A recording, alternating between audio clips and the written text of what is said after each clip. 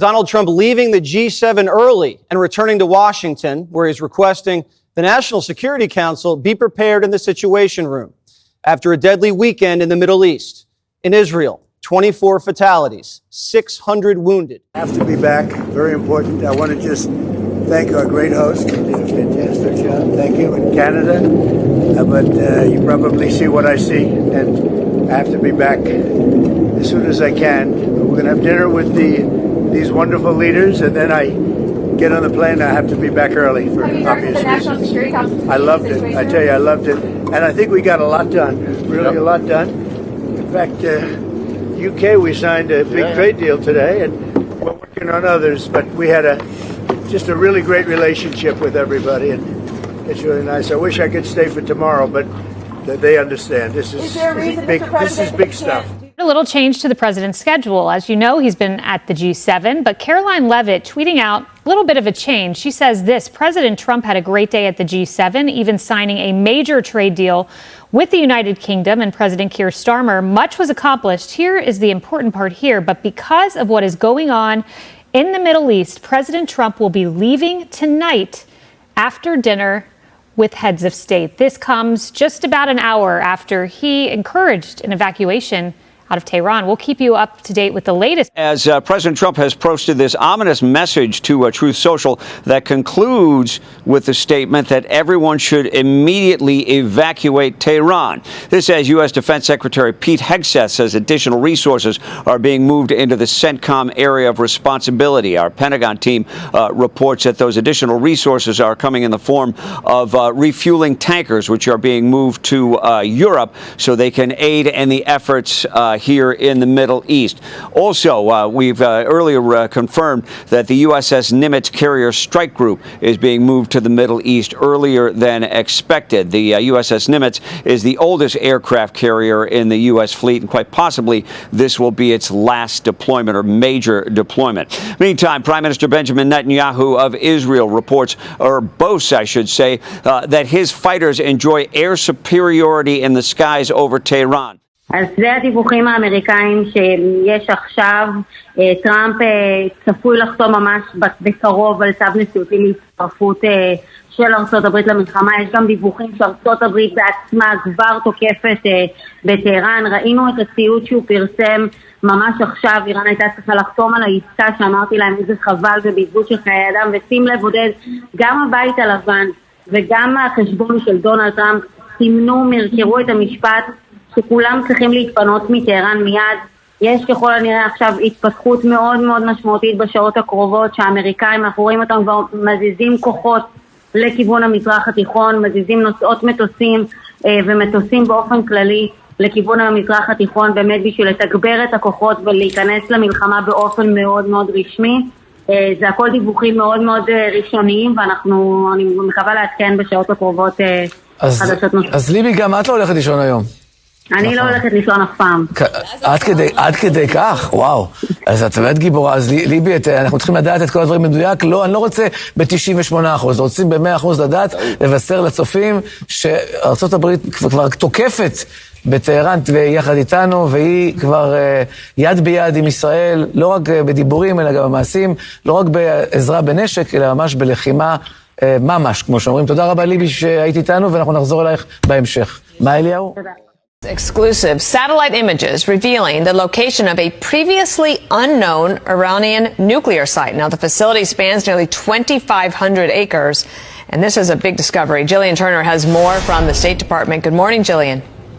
Pretty explosive, Dana. These satellite images that we have obtained exclusively show the alleged site location and even the layout of the secret, previously unknown nuclear weapons facilities inside Iran. This, of course, raises fresh concerns about the regime's role in these ongoing nuclear talks with the Trump administration. The National Council of Resistance of Iran has collected intelligence from sources on the ground inside Iran that locate this nuclear weapons facility in what is called Semnan province, far from the regime's already known nuclear sites. It's codenamed the Rainbow Site by Iran's officials, and it spans nearly 2,500 acres. It's been operating as far as we can discern. He added in all caps in his Truth Social post, quote, Iran cannot have a nuclear weapon, emphasizing a red line he has issued again and again and again. Now, this comes as Secretary of Defense Pete Hegseth confirms that defensive capabilities have been moved to the Middle East. We learned from Reuters earlier in the day that was to give the United States, quote, options. And there's dramatic new footage of the conflict that continues to pour in like this moment. Watch this. You're going to be in the Situation Room pretty soon with the president. Is he still aiming for a nuclear deal with the Iranians?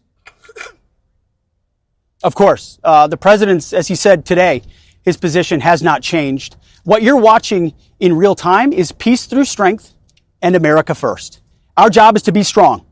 We are postured defensively in the region to be strong in pursuit of a peace deal. And we certainly hope that's what happens here. And America first means we're going to defend American personnel and American interests. So when you see jets and you see air defense assets and counter UAS assets, that's because my job as the Secretary of Defense is to ensure that our people are safe and that we're strong so that we can set the conditions for a deal. And President Trump's made it clear it's on the table. The question is whether Iran will take it. All right. So the deal is still on the table, but all options are on the table from what it sounds like. What does that look like?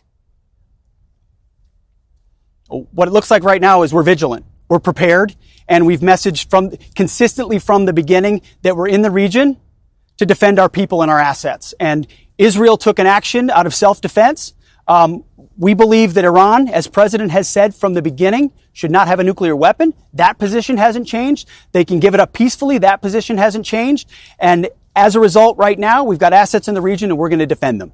And we're going to be strong in the process. So people are reading into a lot of aspects right now. We're strong.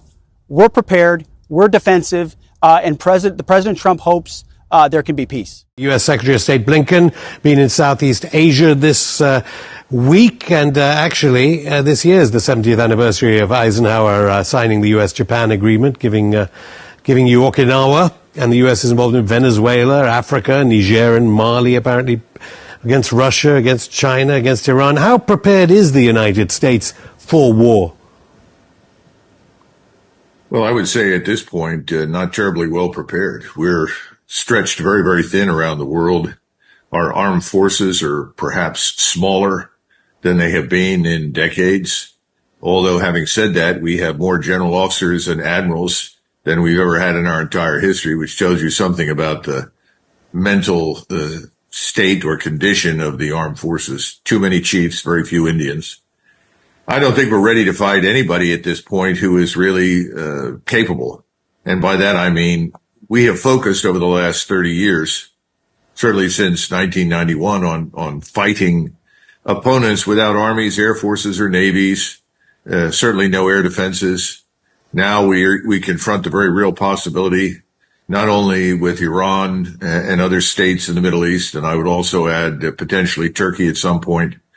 You've got Russia and China interested in what's happening.